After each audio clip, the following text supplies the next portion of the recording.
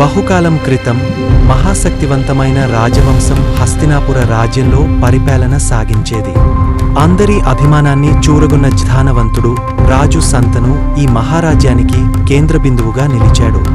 కాని విధి ఆయన కుటుంబానికి అనేక మలుపులను సిద్ధం చేసింది. ఒకరోజు నది తీరాన సంచరిస్తూ రాజు సంతను పవిత్ర గంగా నది నుండి వెలువడుతున్న ఒక వెలుగొందుతున్న స్త్రీని చూశాడు. ఆమె సామాన్య మహిళ కాదు, ఆమె గంగాదేవి, పవిత్ర నదికి అధిపతి. ఆమె సౌందర్యానికి మంత్రముగ్ధుడైన రాజు తొలిచూపులోనే ప్రేమలో పడిపోయాడు. గంగా సంతనును వివాహం చేసుకోవడానికి అంగీకరించింది. కాని ఒక షరతుతో, ఏమి జరిగినా తాను చేసే పనులను ఎప్పటికీ ప్రశ్నించకూడదని. ప్రేమతో మత్తైపోయిన సంతను వెంటనే అంగీకరించాడు.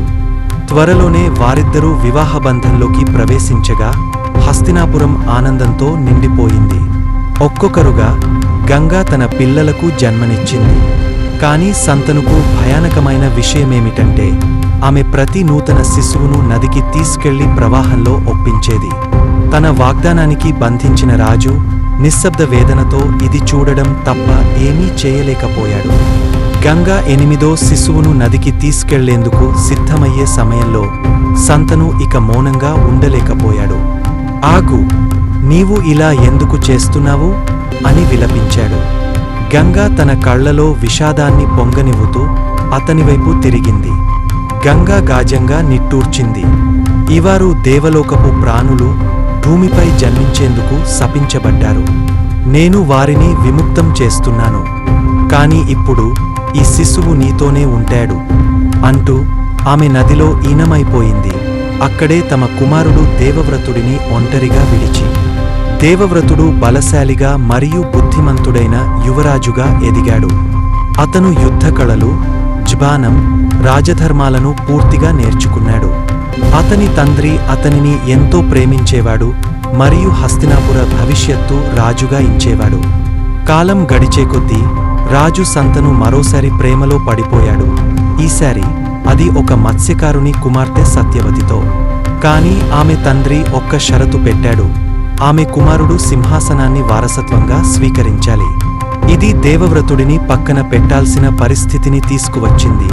విల్కేట్ రాజు సంతనును మిక్కిలి విచారంలో ముంచెత్తింది.